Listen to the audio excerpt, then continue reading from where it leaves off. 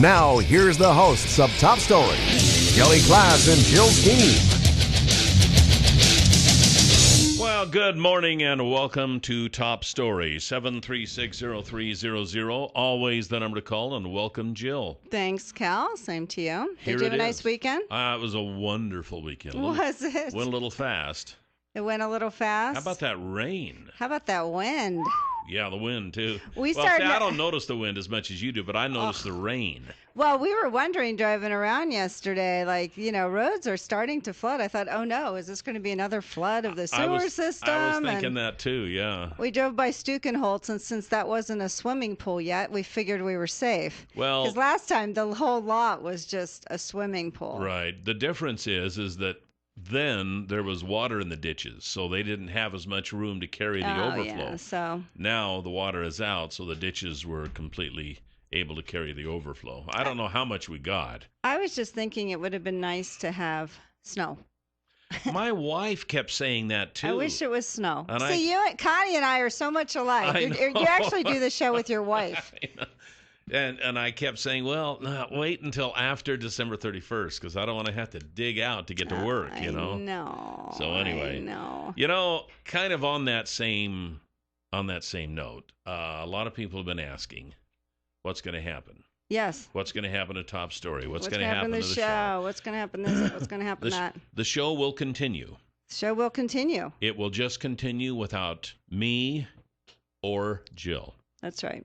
It's a new format. That's right. New format. Jill and I, of course, I'm retiring. Jill will no longer be here.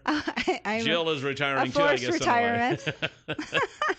So so if anyone has a job for me, please contact me. There you go, yeah. Thank and you. Me too, actually. I was kind of figuring out, in order to afford all of my insurance and everything, I'll have to have a part-time job. Are you sort of rethinking this big guy now? I'm thinking of one of those no-brainers, maybe I could sweep floors or drive auto parts, from point A to point B, something like that. Or something. But no, anyway, so there you go. That's pretty much all there is to say about it. That's all we know. That's all we know at this point. So anyway. The new individual will be arriving this week. Mm-hmm. We'll be introducing him on the show. And we haven't met him yet. We have no idea. Right. So Haven't met him yet. Anyway. Don't know where he's from. Don't know anything about him. Nothing. But that's okay. Yeah. So we wish him well. We hope that absolutely. he does really well in his show, and that's great. Yep. So now you know. Hopefully we set a nice platform. Hopefully Ta-da! so. So anyway, there we go. And did you notice in the paper today they had, and it was on front page news, about the Jew crew and our Hanukkah party Saturday night. I get the Times News online, so I don't know what is on the front page or what is not. It's true, because I do it online. Tom reads it, the actual, because, he loves his tea and his paper. And I said, I always ask him, what's on the front page? He goes, the Jew crew story. I'm like, really? That's the best they could do for the front page? No, they did. They were very nice to Tona Dunlap and Stephen Reese, who's the new photographer in town. He's been here a couple months. He's from New York, and he is Jewish. So he finally discovered Jews in Idaho, or in Twin. Took him 2 months to do it, huh? Well, when you don't, you don't know. How do you know? And I think he probably came after the high holidays, so he probably didn't know. So it was nice. He met another MOT, member of the tribe. And that's what we call them. It's like the military. You have all these acronyms. So an MOT is member of the tribe. Right. And then you might have, we have a couple honoraries, HMOT. Bob's one of them. Honorary member of tribe. So it was really nice. We had a great time. And it was so funny at the end of the story. Tom and I were kind of joking about Passover. That holiday where you have to, part of the service is you drink actually 4 glasses of wine. You don't have to drink all of them, but you're supposed to drink from it. And you have to drink Manischewitz, which can't be fermented or, it really is aged like 18 minutes. So it is so sweet. So I joked how last year Tom was saying, can't I drink like some really nice wine? And I said, no, you have to drink what we're drinking. And he goes, I'm not even Jewish. I'm like, don't pull the I'm not even Jewish card on me. If we have to drink it, you have to drink it. So that was the story they ended with. We kind of laughed. The INEJ excuse, huh? I'm not even Jewish. I'm like, hey, don't even use that to get your Merlot. You're drinking Manischewitz. Sorry, that's how it's going to be. So anyway, it's kind of funny, and it was really nice that they came out. And finally, because Stephen kept saying, well, we've covered this, the Christmas parade, this and that. What about Hanukkah? And of course, everyone looks at them with, a face like, what? Where do you find Jews in Twin? Well, there are Jews in Twin. So thank you, Times News, for covering that. All right, there you go. Yeah, I know. That's funny. We have Randy Staples coming up here at 8:40 this morning, and at 9 o'clock, we're going to be talking to Jack Belk of Oakley. Now, Jack has been intimately involved in just to give you a little bit of history, for many, many years, it has been alleged that Remington Firearms has been putting out rifles with faulty triggers. And Jack Belk has been involved in that. Remington has finally admitted and said, well, I don't know if they've admitted anything, but they're going to replace the triggers in millions of rifles. But the one that they are replacing it with, according to Mr. Belk, is as bad or worse than the one that's in them. Oh, that's good. So anyway, we're going to be talking to Jack Belk at 9 o'clock this morning. Very interesting guy. I remember Jack. It was a very interesting, compelling story. Yeah, he's a gun expert. He's a gun author and trigger expert and all that stuff. And he testifies in a lot of court cases. Yeah, so it was very interesting. So we're lucky to have him in our backyard in Oakley. So we'll be able. He's coming in here at 9 o'clock. And he wrote a book, right? Yes, he wrote a book regarding that. Unsafe by Design, it's called. Oy. So anyway, that's what's coming up. And we have a caller. Okay, good morning. Top story, you're on the air. Good morning. Good morning. Good morning, Kelly and Jill. Kyle. Hey, thank you for the goodies. First of all, before you get into anything, your daughter is an excellent baker. Yeah. I know. I had the sample cupcakes. She always makes cupcakes out of the batter to make sure everything's right before she makes the cake. Wow. Aren't you lucky, Kyle? It helps me to stay around like Santa. Yeah, there you go. I can relate to that. I know. Anyway, I am a little saddened. If I knew, Jill, you was going too, I would have brought you something. Oh, well, Kyle, that's sweet. It's you know. There's many times I've been mad enough with you. I wish I could kick you off the air myself, and now I'm sad. What? But now you're upset. I would never admit that I get mad at you, would I? No, you didn't have to admit it. We just knew. But, but after our lunch together, jeez. Well, we could tell you I'd get you a little crazy, but that's okay, Kyle. And we've had lunch together. We broke bread. We're friends. I don't take it personally. I guess if the new guy isn't worthwhile, I'll end up listening to Glenn Beck in the morning. Well, I don't know. I think he'll be just fine. We don't know who it is, but I don't know. That's all I can say. But I think he'll be just fine. I wouldn't worry. I wouldn't worry about it. So yeah, give him a chance. Yeah, and things are good. I appreciate. You might even like it better. And I appreciate that you'll be sad I'm gone. There you go. At least someone is. That's one. Let's start keeping. There you go. Okay. Okay. Check. Well, hey. Okay. Meanwhile, back at the ranch. We do have some news to talk about this morning. All this rain we had, as a matter of fact, has resulted in about 13 inches of new snow in Sun Valley. Well, wow. Actually, at Brundage, Tamarack, and Sun Valley, all report 13 inches of fresh snow since late Saturday afternoon. Folks, that is excellent news. I don't know what they're getting in Wyoming or in eastern Idaho, where our watershed is, but they've got to be getting some. Pomerel got 11 inches of new snow over the weekend. They've got 48 inches on top of Pomerel. Oh my goodness! Pomerel is in just the right spot. It seems like even when we have a snowless year, it seems like Pomerel still gets a lot of snow. It's pretty high up there. We like skiing there. Actually, it's really nice. Yeah. It's but Pomerel is not really in our watershed. It's in I think that's in the Oakley Reservoir watershed. I don't know where it is, but it's getting snow. And driving up there is really creepy, and driving down, it's just this curvy, windy. Sometimes I can't look. There's no guardrails. It's just, ugh. I always kind of like that. It kind of makes the adrenaline run a little bit. Well, when you're not driving, it's on that person. That is true. So it's when you're easier not driving, when you're driving it. When you're not driving and you are on the downward slope side, that can be a little unnerving. I realize. And it's icy or snowy, but anyway, well, that's nice. That will be a nice Christmas. Yeah, everybody absolutely. Gets new skis this year. They'll just run over there and start skiing. There you go. There you go. And we're lucky to have a nice I don't ski, but I know a lot of people around here do, and we're lucky to have. Oh my gosh! It's like they always say about this area. We're just a few miles away from just something. About everything. I know, it is nice. Hunting, fishing, skiing, boating, you name it. We kind of live in a sportsman's paradise here. 7360300, top story. You're on the air. Good morning. Good morning. Good morning. I just kind of came in the Powell's comment. Jill, did I hear that you're leaving? Well, they're changing the format of the show. So, yes, Kelly and I both will be gone the end of the year. Oh, well, I'm sorry to hear that. I know we disagree, but you do bring life to the show. Well, thank you. I took my niece up to Pomerelle this weekend. Her first time to snowboard. They had 4 inches of powder, and it snowed all day. It was just fabulous. Oh, nice. Great. That's nice. Excellent. Well, I hope you have a Merry Christmas. I appreciate you listening all these years, and thank you very much. Thank you. All right, we'll talk to you soon.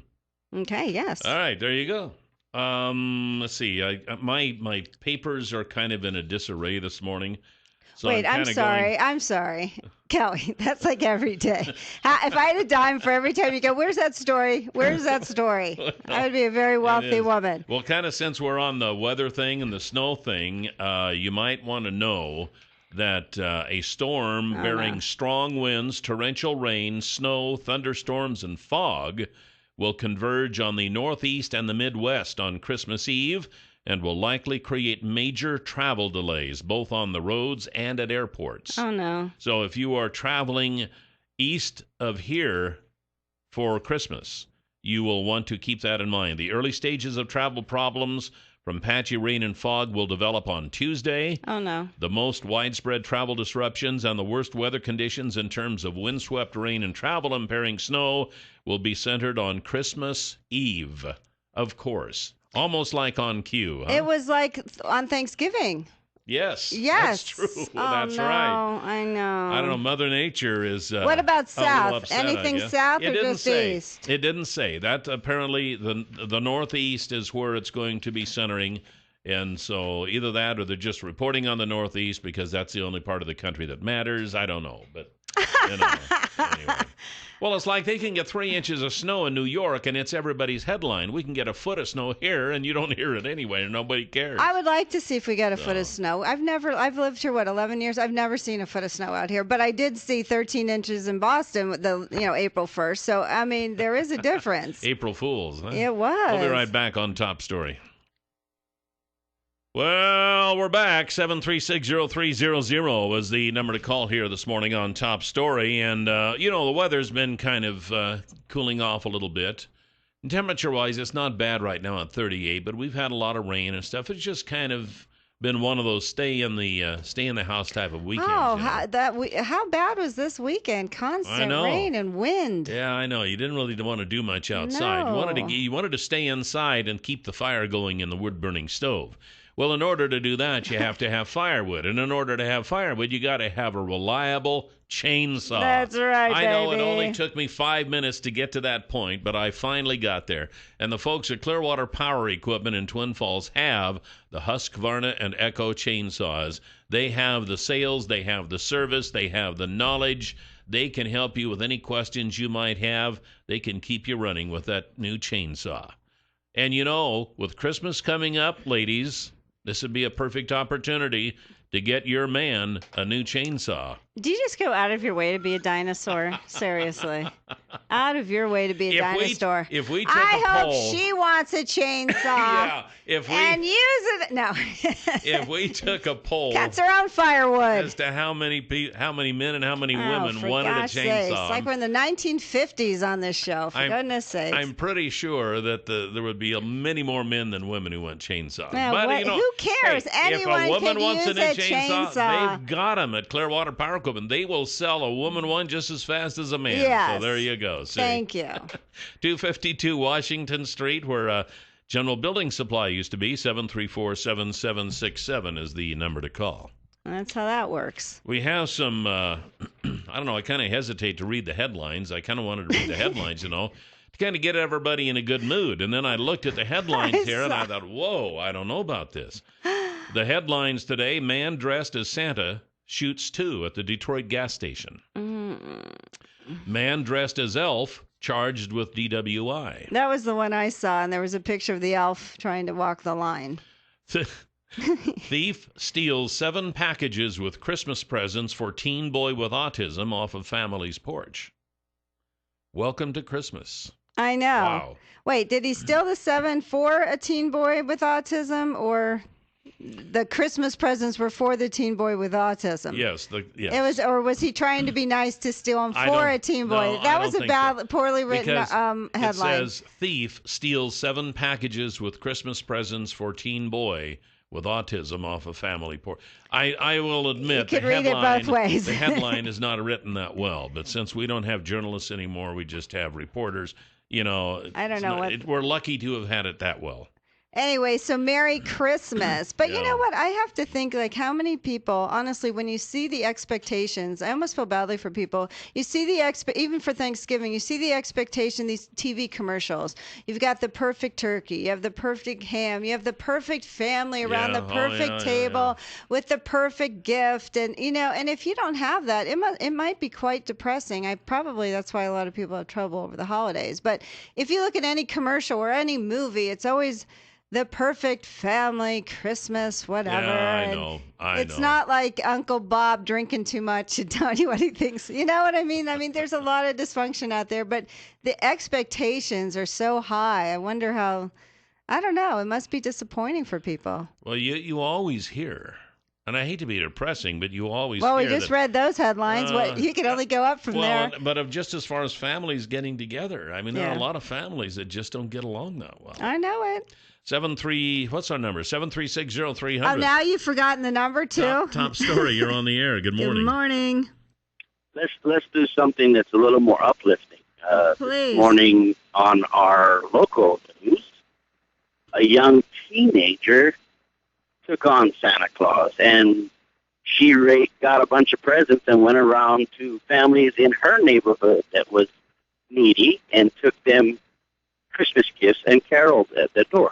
Oh, that was nice. Yeah, except good headlines don't sell, Kyle. You know that. Come on, Kyle. So, you know, that's pathetic, a good story, and I'd rather hear that than people stealing stuff. I know. Oh, no, not theirs. That's reality. You got to have your dose of reality every day. Otherwise, we get this idea that life is a bowl of cherries, and it's not. I don't need reality, Kelly.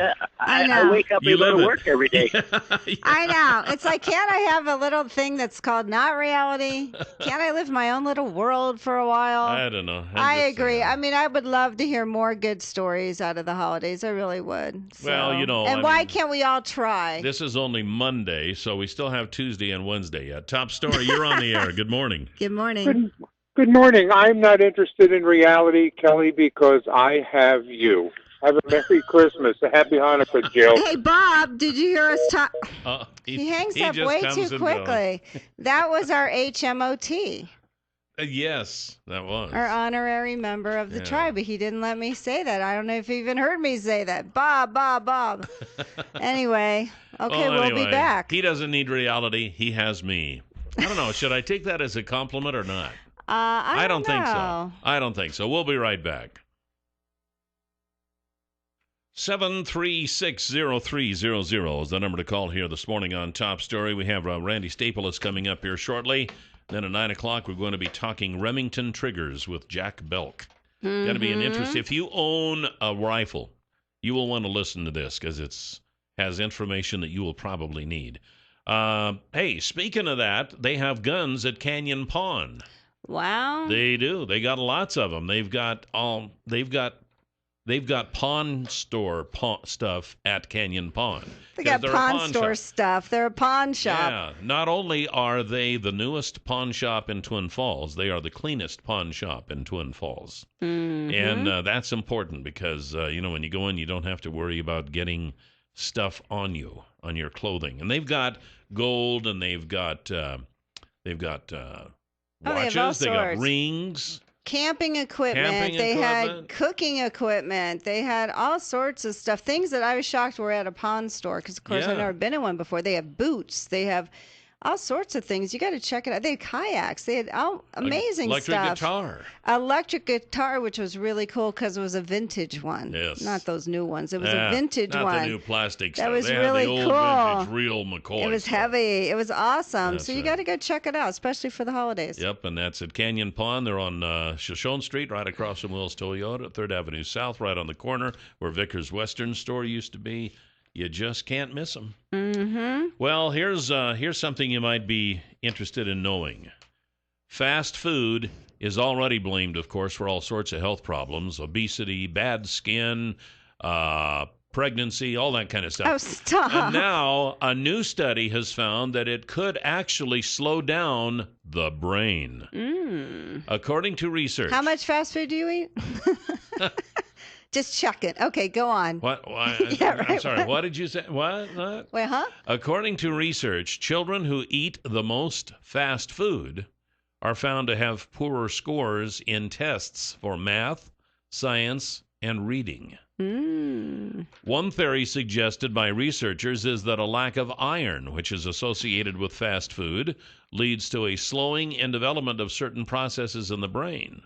Another idea is that diets high in fat and added sugar have a negative impact on the learning process. Dr. Kelly Pertel, who led the study at Ohio State University. Now, this is when you say at the Ohio State University. They didn't. It's I know. not in the story. I wrote it in here, right here, when you were starting to read. The Ohio State University. That's the name of the school. Well, we got to do it right. Dr. Kelly Pertel, who led the study at the Ohio State University, said research has been focused on how children's food consumption contributes to the child obesity epidemic. Our findings provide evidence that eating fast food is linked to another problem, poorer academic outcomes. Yikes. I don't know. It seems like they're stretching. There could be so many aspects of this that it's not even funny. Read on, young man. The research used data from a national representative sample of 8,500 school children from the USA whose fast food consumption was measured at the age of 10. This was then compared against academic test results 3 years later after taking into account more than 24 other relevant factors. Children were asked how many times they had eaten a meal or snack from a fast food restaurant. 52% had eaten fast food between 1 and 3 times in the previous week, and 10% had eaten it 4 to 6 times. Another 10% had eaten it every day. Wow. In science, the daily eaters scored an average of 79 points compared to 83 in those who never ate fast food. So I don't know. Yeah, whatever. I mean, but just think of it this way: no matter what it is, and a lot of people, especially in the holidays or whatever, you go on food bends and benders or whatever. I mean, just think about it. What you eat today makes tomorrow's blood, and really, just think about what you put in your mouth, what you put in your body, and it can't help but affect you. My gosh, I mean, there's cardiovascular disease is the #1 killer of Americans in this country, and it's not because they're all eating broccoli. So there. I'm just saying. 7360300, top story. You're on the air. Good morning. Hi, everybody. Hello there. Hello. Hey, I'd like to congratulate Kelly on his upcoming retirement. Thank you, sir. And I would also like to say that I saw the picture of the painting of your dog that Captured Moments did for you. Yes. Wasn't that amazing? I don't know if you've talked about that topic yet, but man, she did an awesome job on your dog. I just have to say, and her name is Julie Willow. Yes, not Julie Willow Ohm. Mabel. Julie Willow Ohm. You're absolutely right. You're absolutely right. And yes, she did it. In fact, we took Mabel over, our little dog, over to meet her the other day when we picked up a couple of calendars because Mabel is Miss January. Is she? Yes. Where is her agent? I asked her, I said, do you have any special process that you do? Because it is it's beyond lifelike. A typical painting. I know. It is lifelike. And I cannot believe how she does that. It is absolutely amazing. I just want to know, what's Mabel wearing for Miss January? Is she wearing a bikini? We did have one with a bikini on. I don't remember if that was the one or not. It might have been. No, it wasn't. No, it was the one that face that Julie painted. Yes, it was just her face. Because it was in her contract. She wasn't a nudity. That's okay. right. Yeah. She'll do that. I don't know. Anyway, we'll be right back with Randy Staples. 7360300 is the number to call here this morning on Top Story. Welcome back. It's not raining out there today, I guess, is it? Yeah, it was raining. Was it really? Yeah, I thought so. No, maybe not. I don't know. I can't. It's been raining for 3 days. I don't even know anymore. Yeah. It just looks ugly out. I guess we'll find out in a while. Yeah, I don't know. Yeah. Right now, though, we have Randy Staples with the Idaho Political Update. Good morning, Randy. Good morning, Randy. Good morning. Is it raining where you are? Yes, it is. It's from what I can see, it's raining pretty much all over the Northwest. Wow. Yeah. Well, that's okay because we need it. More important, you do need it, yeah. Oh, that's most certainly true. But so far, the snowpack's been keeping up. I know, yes. Reasonably well in this new year that started on October 1. Yes, and places like Sun Valley and Pomerel, the Sun Valley got 13 inches of snow over the weekend. Oh, I'm sure that's very welcome up there. Yes. I wish we did. It'd be nice to have snow. I think they're dancing in the streets. Or skiing in the streets. Well, with all of this moisture that we're getting, that means that the grazing lands here in the state of Idaho should be in pretty good shape. I know there's a lot of room to go yet, but it's off to a good start at any rate. And I know there have been some changes in the Grazing Improvement Act, or actually a Grazing Improvement Act bill introduced by Raul Labrador. It looks like what it does is it lets ranchers continue to graze on land that's been under review for environmental purposes. Am I getting that right?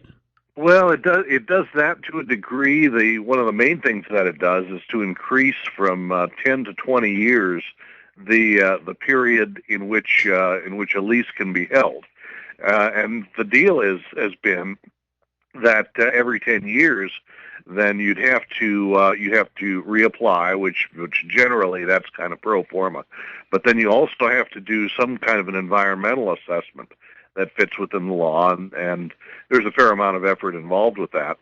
Now, changing this, there are all kinds of different opinions. Part of it is, one side of it is that the lands and the situation out there doesn't change that much.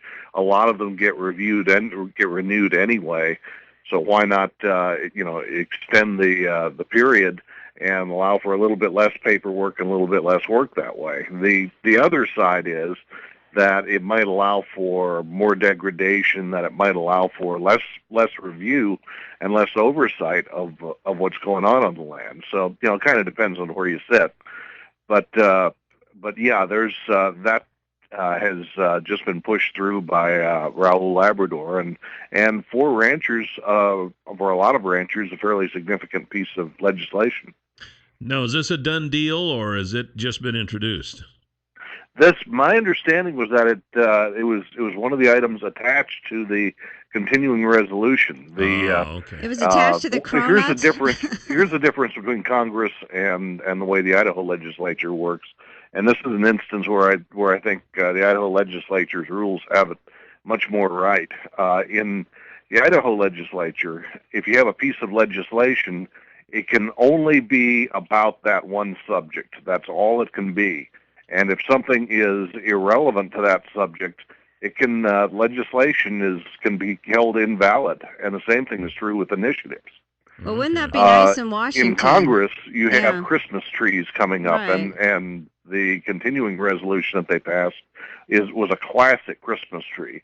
They had a must-pass budget bill, but then they attached to it all sorts of other things, a wide range of other things that had absolutely nothing to do with the budget as such. And it's a remarkable piece of legislation. I know, it's amazing. They add whatever. Something should be changed about that. You think it puts people in the position of, well, Labrador wound up voting against a whole bunch of his own legislation that managed to get attached to it because he wanted to vote against the budget. Yeah, which makes no sense at all. It's crazy. Such as politics in Washington. But he couldn't have done it on his own. He couldn't have done it as a separate, just its own bill. Well, they tried. They did do that. They did try it, but very often you have bills that haven't been able to pass on their own. They're legislators behind it managed to get them attached to must-pass bills. You find things that are bills that are basically, say, national security bills that everybody knows has to be passed. There's no question about it. But then you have someone who has a bill sitting there that hasn't been able to make progress. If they're able to get enough votes to attach it to the must-pass bill, then they can get it through. Yeah. Wow. Happens all the time. Yeah. No, it's no wonder we have Congress. It's no wonder we have a mess, isn't it? Wow. Okay, so another one of your update says since May, more than 6,600 workers in Idaho have left the labor force, and the labor participation rate, the share of people over the age of 16 working or actively looking for work, fell 0.2% to 62.9. November was the first month since June of 1976, that labor participation has been under 63%. The decline also brought Idaho's labor participation rate within 1/10 of a point of the national rate of 62.8%. So does this mean that there are people who are eligible for work and they just aren't looking anymore? It could, and there are probably people like that who fit into the category. I wonder whether it might mean in part that people are maybe there's some net emigration from the state. Yeah. Whether maybe some are going to other places. Oh. There could be several explanations for it. But this points out a really interesting thing, is that the unemployment rate does relate to this group of people who are reported and recorded as being actively in the labor force.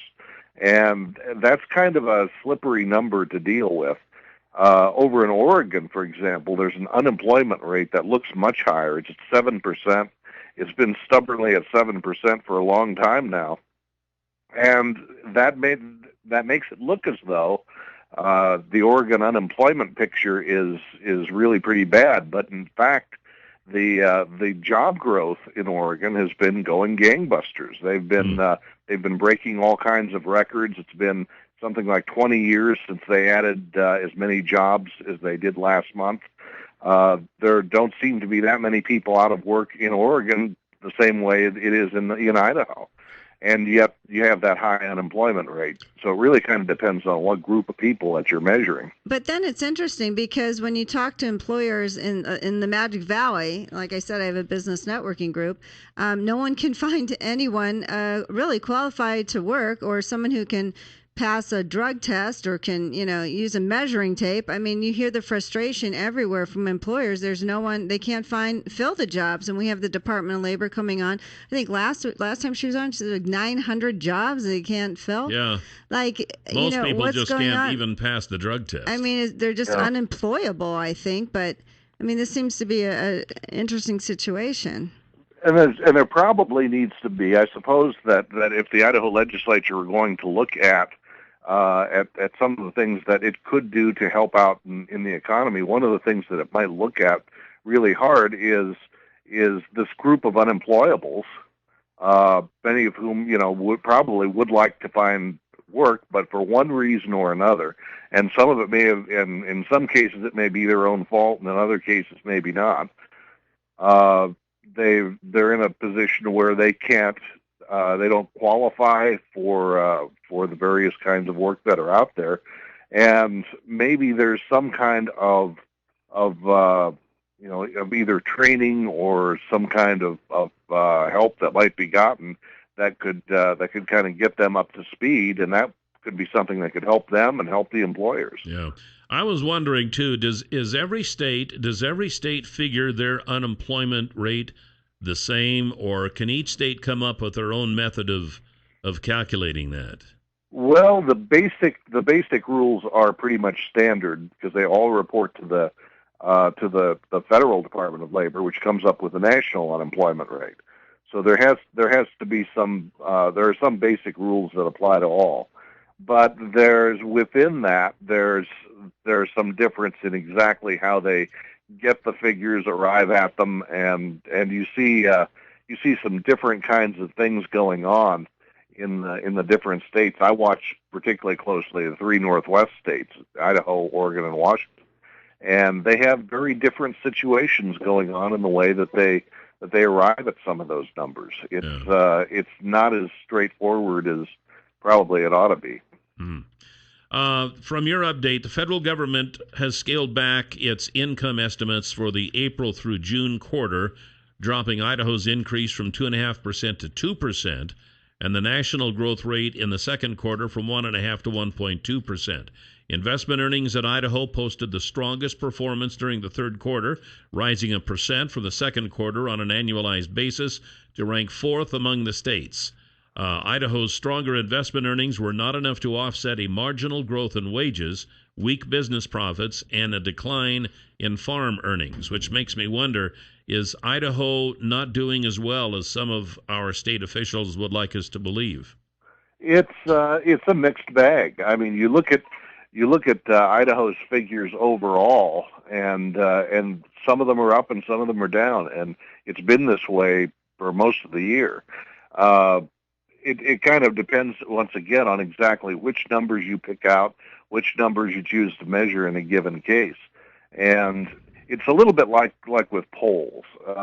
One of the things that most political experts will tell you in the course of, say, a presidential campaign is don't look at just one poll report. Look at kind of the aggregate of them and see what the aggregate of them tells you. Yeah. And that's, I guess, what I would say with a lot of the economic measures, too. Is look at the aggregate of these things and how they all fit together. And what I essentially see with Idaho's is that like the rest of the nation, there's some improvement from where we were, 5, 6, 7 years ago. Idaho is certainly a good deal better off than that. But how much improvement? It's not. I would not say that Idaho is really roaring ahead at this point either. It's kind of a middle picture. Hey, Randy, we wanted to ask you this a week or so ago, and we never got to it, but the State Board of Education on November 24th appointed 120 educators and parents to review questions on new Common Core Line tests, and the panel was supposed to have met December 15th to 18th to review the thousands of questions to be included in the Idaho Standards Achievement Test by Smarter Balance. Do you know what happened with that? Do you know if they met and what they were reviewing and what happened on that? I'm not sure what their results were. I haven't seen the results from that yet. Do you know if they did meet? I think they did meet, but I haven't seen what they came up with. Okay. It would certainly be interesting to see. I think it's certainly well worth following up on, though. Well, do you think this will affect Sherry Barra's plan in January that she's going to announce? I mean, will she have the information where she would then make some kind of, announcement in January based on some of the panel's reviews? She could, but it's really hard for me to know at this point what she's going to wind up proposing or suggesting at that point in any event. There are so many different kinds of signals and indicators going on there that I'm not sure that she really knows what she's going to cover and get into and what she isn't.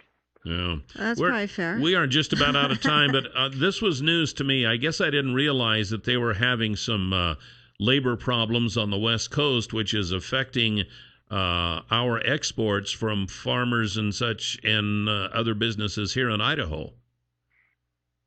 Yes, that's over on the West Coast. That's been a pretty hot subject for news media and others for a while. Generally, most of the time, news media in Idaho and inland don't cover a lot of that because most of the time, generally, it has only limited effect. But it's been going on enough, and the slowdowns are significant enough that it has been having some effect in Idaho. Wow. And in fact, one of the first major reports out of it about it came out of the State Department of Agriculture, and that's where some of the news reports came from, was a State Department of Agriculture report on this. Yeah, well, I wish we had more time to talk about it, but we are out of time, so I guess we'll talk to you next week then for the final show of the year, and we'll talk about the legislature. We'll talk to you then. All right. Bye, Thanks, Randy. Take care. See you later. That's Randy Staples from Reidenbaugh Press at Reidenbaugh.com. You can get his weekly update by going to his website and subscribing, and hear him each week on News Radio 1310. We're going to talk about Remington triggers next hour here on Top Story. And we are back on Top Story. 7360300 is always the number to call. Welcome back, Jill. Thanks, Cal. I didn't even look out, but it looked gray out. Is it raining? Gray and ugly. It is raining? All right. Our guest, Jack Belk, says it's raining. And he's not the weatherman. No, he's not. He just saw it. By the way, we're going to be talking to the weatherman tomorrow morning. Brian Newdorf from KMVT is going to be with us to tell us about the prospects of a white Christmas. So we'll see how that turns out. It's going to drop to 31 tonight, people. It'll be a white Christmas. If nothing else, we can put in our order for a white Christmas. But then by Friday, I want it all gone. Okay, there you go. So anyway, for a lot of years, Remington Firearms has had an alleged faulty trigger mechanism in many of their rifles, and they've not wanted really to admit it. So by not wishing to admit it, they continued to distribute those rifles with the same alleged faulty trigger. It has resulted in several deaths over the years, and some of these have resulted in court cases. Now, Jack Belk from Oakley has testified in many of these court cases as to the status of the Remington trigger.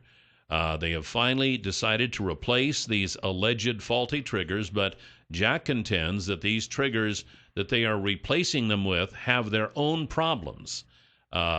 So probably anyone in this area who owns a gun, you need to be listening to this, because this is some very important information. So first of all, Jack Belk, welcome back. I know we had you on a few years ago talking about this same thing. Thank you. Glad to be here.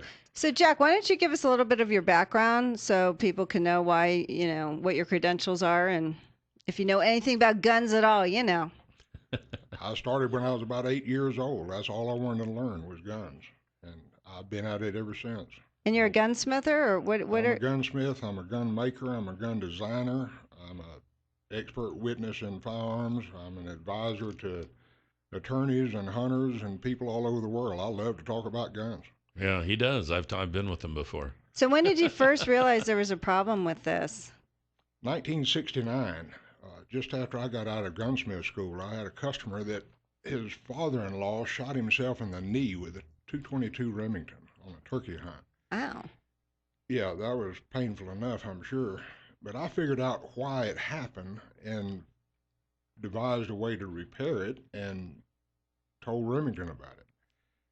And for the next 20 years, I didn't hear any more. I just knew that Remington triggers were having more and more problems. In the late 70s, they got hard and gritty, and you had to adjust them. We call them the lawyer triggers. There were some rumors in the late 70s about a case in Texas where a lawyer was shot in the back by his son trying to unload a rifle. Oh, no. At the time, we talked about the lawyers. We didn't talk so much about the guns. I was an instructor at gunsmith school at that time. And over the years, in 1993, I was hired for the first time to figure out a case up in Montana where, oddly enough, a teenage boy was shot through both knees with a 7 mag, handled by his brother. And I found out that ice had caused the problem. Well, inside the Remington Model 700 triggers, all of these triggers have the grooved face. They're called Walker triggers. They were designed by Mike Walker back in 1947. The grooved face triggers have an extra part inside that cannot be seen by the shooter. There's no way to keep track of it, and this is an internal trigger. It works different than any other trigger on the market. The common denominator in all of the failures is this so-called connector, which is just a small little snap piece part inside the trigger. I started doing some studying on that and wondering why that part is even in there.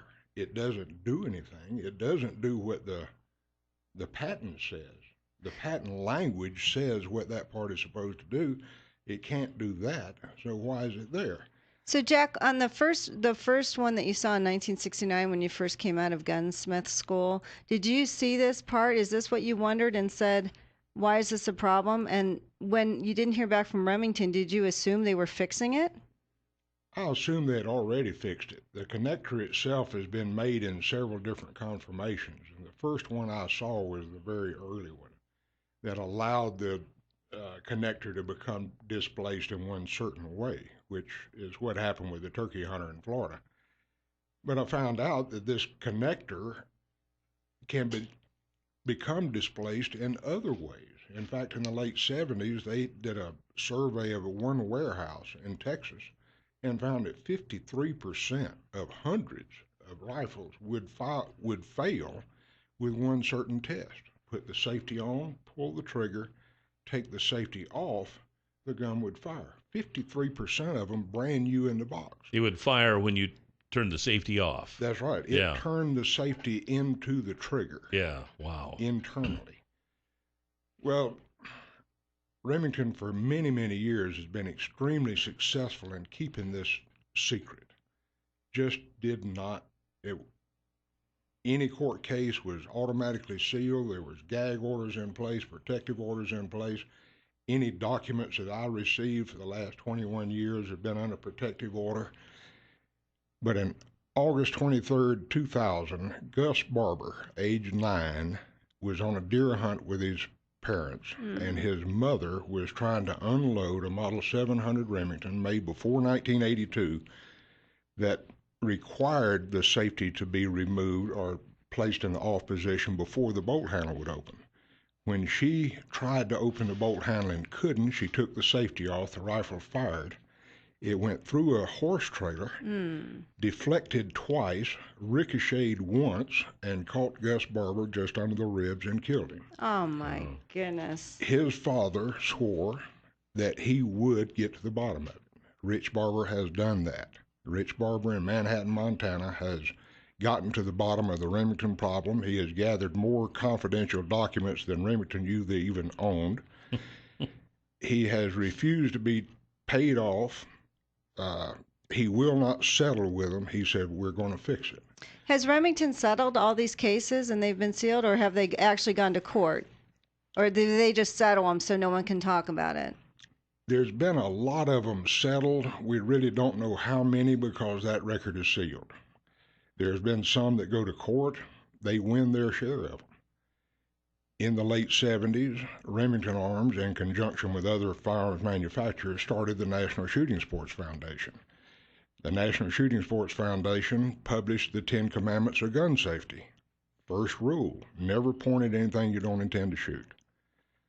Well, if you don't know when the gun is going off, how is that possible? There is no safe direction to point an unsafe gun. It can't be done. Through the efforts of Rich Barber, he has put together enough documents from the Remington's own records that show they knew the problem in 1947. They refused to repair it in 1947, again in 1948, again in 1974, again in 1978, again in 1994. They refused to fix the problem.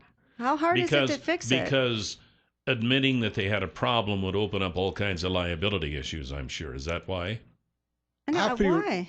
I feel sure that once people realize it's possible for a gun to fire without the trigger being pulled, there's more and more people say, that happened to me. Yeah. I've seen that in the last 20 years.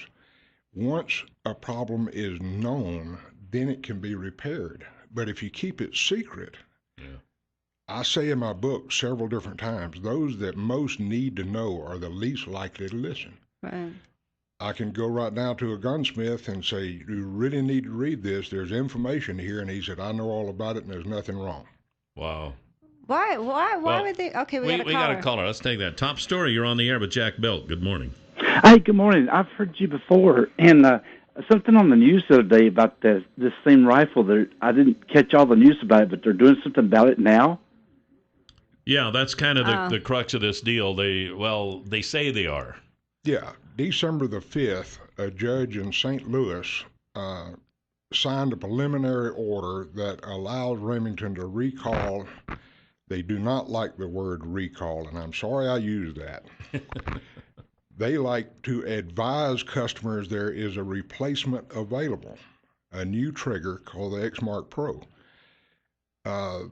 That final hearing will be the 4th of February in St. Louis. I will probably be there because I have enough experience with a new trigger to know that that's not a suitable replacement. Why isn't it? It wears out too fast. So initially it's better, but pull the trigger a few times and it will be just as bad or worse than the one they have? It really does. The one they have now, the Walker, was actually replaced in 2006. The new triggers have a smooth silver face on them. They do not have the grooves. That's the X-Mark Pro. That is a very, very well-designed trigger. I had a hand in designing it, and I had some suggestions of input of how it was made. But they made it out of cheap material. They will not make it out of heat-treated steel, which has been the 500-year norm. They want to change that to what they call MIM, metal injection molded material. That's how they make carburetors and other kind of parts. Because it's cheaper, probably, huh? Is that the process why? cheaper? I would just about guarantee you it is cheaper because Remington, post-war, changed their complete manufacturing. Every design, every technique, every function of their manufacturing facility was changed to a General Motors plan using General Motors engineers. And they did away with some safety devices as an economic measure, and they're trying to do it again. My point is there's a certain amount of precision that has to be present in order to make a trigger safe. And that precision costs some money. Well, how silly. Why wouldn't you just fix it right? You know what I mean? Like, and you say GM, are these the same guys who had the problem with the key for the Dow something part that's killed so many people? And how long did they keep that secret? I know it. There's 3 legs of liability. There's a failure in design or a defect in design. We see that in the triggers that have an extra part that's out of control. By the way, this is not just confined to rifles. This is also all pumps and automatic shotguns and rifles. Everything with a common fire control. There's about 25 million of those. Holy cow. Yes. So think how many people this has happened to where they've been blaming themselves. You know, did I hit that? Did I not hit that? You know, I mean, how many people do you think it's affected? That's Seriously. part of Remington's hesitancy, I suppose, to face this problem head on because they didn't want to be faced with that liability. That's exactly right. And Remington Arms itself, a lot of people realize that's 1835. That's America's oldest gun maker. Right. Up until 1993, they didn't even have a checking account. What? They were owned fully by DuPont. And DuPont engineers, DuPont paid all the salaries, everything. Remington did not have a checking account until 1994. Interesting. When they became a new company. Hold that thought. We have Jack Belk with us, and we're talking about the Remington trigger situation, and we have some calls coming in, so we'll be right back on Top Story. 736-0300. 736-0300 is the number to call here this morning on Top Story. If you have any questions or comments for Jack Belk, we're talking about the Remington trigger issue. The number is 736-0300. We had a couple calling before the break, but when we start the break, then people don't like to hang on, so they hang up. So hopefully they'll call back. Yesterday, what's today, Monday? Yeah. Can you believe? It only just seems like Friday. Friday's $100 instant winning name in the Word of the Day, which is brought to you by the Happy Landing Restaurant, which will give you a free piece of pie if you've never been there before and you purchase a meal or a drink and tell them that Jill and Kelly told you about it. Homemade pie, too. Homemade pie, Jack. You like pie, Jack? Oh, yeah. I had coconut cream pie last week, and I'll tell you what. Oh, it was... Anyway. Coconut cream pie and banana pudding. There you go. That's right. What could be better than this? At the Happy Landing Restaurant at the Twin Falls Airport. So head on out there. Head on out there for lunch today. They have a great lunch. Okay, the word of the day, the winning name is Diane Biggs. Diane Biggs, congratulations. And the $100 word of the day for today is Yule. Yule? Yeah, like, you'll be sorry. No, I'm kidding. It's Yule, Christmas Yule, like Y-U-L-E. Y-U-L-E. Yule. So go to our website, newsradio1310.com, click on Word of the Day, type in Y-U-L-E, and listen tomorrow. And if you hear your name tomorrow and you play the word today, you'll win. You'll win. You'll win. That's probably how they text Yule. They text Yule like that. Yeah, so people's like, oh, that's not how you spell it? You'll win $100. Yeah. All right. So let's go to the calls. Top story. You're on the air with Jack Belk. Good morning. Merry Christmas. Happy Hanukkah and all that other stuff. And to you too. My wife always says I come halfway into a conversation, and today's no exception. So are the triggers safe now? I do understand the battle, beforehand they took them off the shelf, and now they're back on the shelf. And I'm a gunsmith, and I'm wondering if they're safe now. That's a real good question. The X-Mark Pro trigger is very well designed, no doubt about it. It has some features that the Walker does not that makes it a safer trigger. My criticism is in the material itself.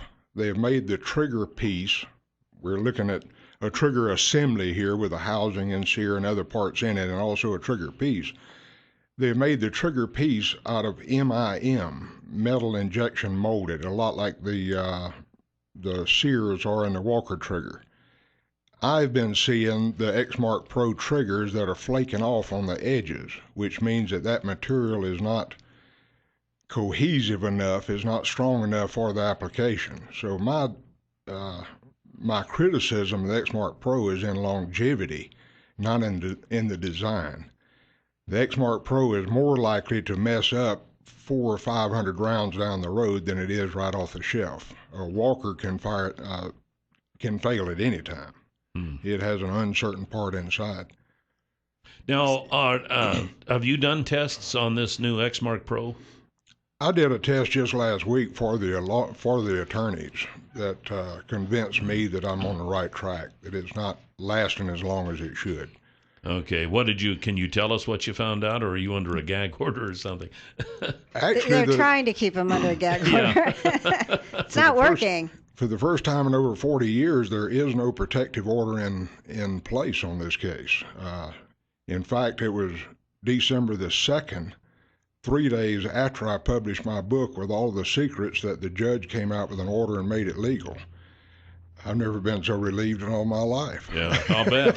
And your book is called Unsafe by Design. Unsafe by Design. And it's not just about Remington. Remington assumed that because the first 50 books had green covers on them. But it's not actually about Remington. The point is, guns have to have a certain amount of precision in order to be safe.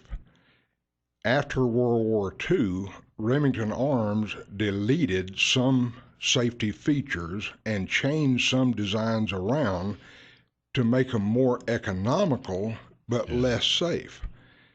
Well, it's easy to predict that an unsafe design is going to fail.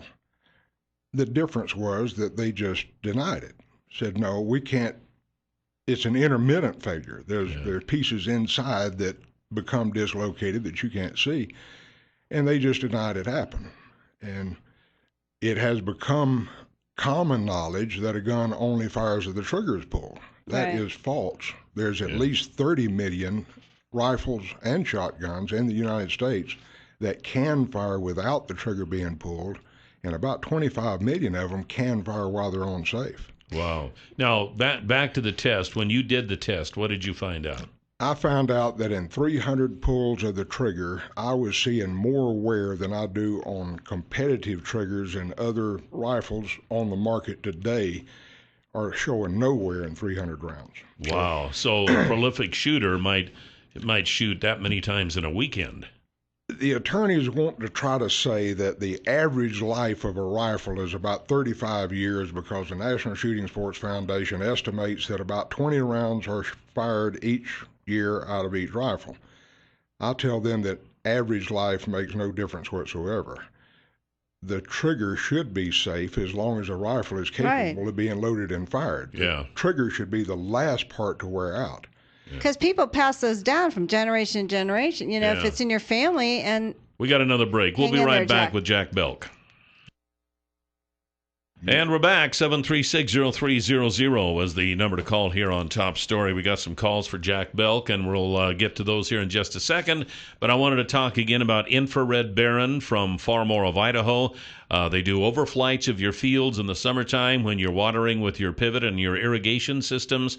When they take these pictures with infrared photography, it shows up all sorts of stuff that you can't see with the naked eye or regular photography. And it shows where the dry spots are. Maybe you got some areas that are getting too wet. This is all because your irrigation system needs adjustment or maybe even replaced. And they can help you out with that. So when you do this, when you use these overflights and you see these problems and then you make the adjustments, your yield is going to increase. So Infrared Baron doesn't cost, it pays. Talk to them about it at Farmore of Idaho, 324-3341, or also at farmoreofidaho.com. All right, Jack, you're a popular guy. We got some calls here waiting, so we're going to get to them. Top Story, you are on the air with Jack Belk. Thank you. I got a couple questions, then I'll hang up and listen. I have two Model 700 Remington rifles that I purchased in the mid-'70s, and I also have a Remington 870 Pump Express that I purchased in the early 2000s.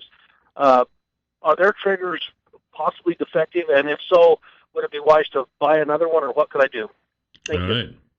The mid-'70s Model 700 has what they call a lockdown or a bolt lock safety device. When it's on safety, you cannot open the bolt. That should be removed. Any gunsmith can do that just by cutting the end off of the safety lever. One of the worst problems, fire-on safety release, has caused quite a bit of problem and killed quite a few people. And what happens is during the time that the gun is on safety with the bolt locked down, internally the connector, the small sheet metal part, becomes displaced. That turns the safety lever into the trigger, and you can't unload the gun without taking the safety lever off. So it means in order to be safe, you've got to shoot the gun, but you don't know that it's going to shoot. So the minute you take it off, then it shoots. You take it off safety, then the safety turns into the trigger. So when you flip the safety lever, the gun fires. That's what killed Gus Barber. It's killed quite a few people. As far as replacing triggers, there are quite a few aftermarket triggers on the market. They're most all behind right now, but Timney, Jewel, Schilling, Rifle Basics, there's quite a few of them. That will repair your problem with the mid-'70s guns. There's no doubt about that. It'll make it as safe as any mid-'70s 700 can be.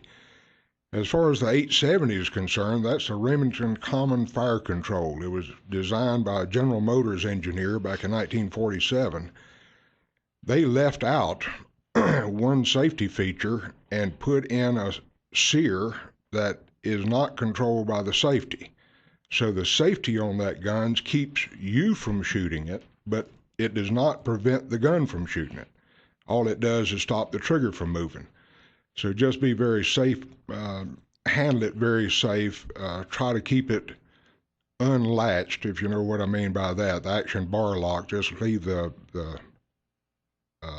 pump slide the back. Pump slide back just a little. That interrupts the firing pin so it cannot shoot. But the 870 can fire without the trigger being pulled while it's on safety. Wow. That's amazing. That's scary. It's awful. Yeah, Top Story, you're on the air with Jack Belk. Hello? Hello? Yep. Is that me? That is you. Oh, that's me. How are you both today? We're doing Great. swell. Merry Christmas and Happy Hanukkah to everybody. Thank you. My stepdad had a Winchester shotgun made in the 60s. It was a semi-automatic, and it was a 12-gauge. It was the most dangerous gun I ever seen. I hunted chucker with it, and I had to constantly be aware of that barrel because it would just go off. Tragically, my dad was carrying it, and it killed him. Oh, my goodness. Holy cow. Yeah, it was terrible. And was that a Model 1400 by any chance? It was. And I was wondering if it had the same problem. It's got a separate problem. There was a 13-year-old kid killed down in Arizona back in the 90s. I went down and gave a deposition in that case. The 1400 Winchester and also the 1200 and 1300, that's their own common fire control, you might say, has torsion springs as a hammer spring. And on each side of that torsion spring, there's a little cheap plastic bushing. When that plastic bushing breaks, the hammer goes off to one side, it can slip off of the sear, and it can fire at any time. That's, if anything, it's more dangerous than any of the Remingtons. Wow. Oh my goodness! Sorry for your loss. So you have a book. It's called Unsafe by Design. When we come back, we're going to talk about that. We're going to talk about how people can get it, what they will learn from it, and who all should be reading it. So we'll be right back with Jack Belk here on Top Story. 7360300 was the number to call. We have Jack Belk with us. We've been talking about the Remington trigger issue. And before we get into your book, we did have one call I was talking to over the break. He said he had an issue with a gun, and it sounded interesting, and I wanted to bounce it off you. He said that he has a gun that when you pull it's on safety. You pull the trigger back, the trigger stays back. And then when you undo this and you turn the safety off, then the gun will fire. He was wondering if that was related to this same issue. It's the same process, but it's probably a different trigger. What's happening with his is the trigger stays depressed because there's not a trigger return spring that's putting it back under the sear. Okay. An override trigger, this is getting fairly technical for a radio audience, but an override trigger is a prop. The trigger actually props up the sear, and the cocking piece firing pin is trying to push down the sear. So that little bit of metal, usually about 15 to 18 thousandths of an overlap between the trigger and the sear, is the only thing that holds everything together. Wow. If the trigger cannot properly reposition under the sear, then exactly what he describes happens. In the Remington, there's an internal part that does not return, but you can't tell it. On a Remington, you can put the safety on, pull the trigger returns just like it's supposed to. Mm-hmm. But inside, there's a hidden part that sometimes does not. I see. Okay. The other point on the Winchester, the tragic situation of a 1400 Winchester killing somebody, that is also a direct result of the Remington business model started after World War II. They cheapened guns to the point other companies either had to get cheap or die. The Product Safety Commission does not have any kind of hold or supervision over any firearms manufacturer. Firearms manufacturers are self-regulating. Okay. If they want to delete a safety feature to make an extra nickel, they can do it, and nobody catches them at it until somebody gets hurt, and then a lawyer gets involved, and then a couple of years down the road, maybe something gets before a jury, but then sometimes it's kept secret, so the information is never put out. Now, Jack, you have written a book, and this was this came about in a hurry, although you've been working on it for 20 years. It's called Unsafe by Design. This was a direct result of this lawsuit with Remington. Tell us what this book covers and who should have this book. The book is actually written for gunsmiths. Those are the people that need to know what is happening because it has actually been kept an active secret. Gunsmiths themselves do not realize that some of these mechanisms are badly designed and can fail intermittently and show no evidence whatsoever. So the book itself is written as a primer or an advanced course in firearms design and function with a heavy emphasis on firing mechanisms. I make the point in the book that guns don't grow on trees. They're not a puppy from a pet store. They're actually made by people, and there's an engineer somewhere that's got his name on a print that said, make it this way. So why are they made wrong? Yeah. That is the big question. They're made wrong because they're cheaper. Right, and you also said the patent doesn't even reflect actually what the part is, which to me, how can that be? The trigger patent for the Walker trigger is almost comical in some of the premises that it puts forth in order to get the patent. It claims that the trigger stops at a certain point, and it's physically impossible to stop the trigger at that certain point. But I think the point of Remington was that they had been directed, and I have no actual knowledge of this, but it sure makes sense, that they were actually directed by DuPont to no longer pay licensing fees, mainly to Browning, for the guns that they had made up to World War II. And I go at it by looking directly at the guns. Look at the first gun, the first automatic shotgun made after the Model 11, which was the Browning patent, the Browning humpback patent. The Model 1148 came out in 1948. It is the Browning A5 made out of sheet metal. Oh, really? Yes. And they deleted some of the safety features that kept the A5 and the Model 11 safe. They made an independent sear, which is uncertain in its operation, and the safety does not control it in any way. And then when it started failing, they said, no, it doesn't fail. No, it doesn't fail. They found out one way it could fail and drilled a hole in the trigger mechanism in order for the trash to drain out of one spot to make it more reliable. It didn't stop the problem, it just made it more reliable. Yeah. The initial design was at fault. And you said they could use a whole nother trigger. They don't even have to do it. They could buy another trigger from someone else, a reliable trigger. In the Model 700, sure, the bolt-action rifles, there's numerous triggers. They all work pretty much the same.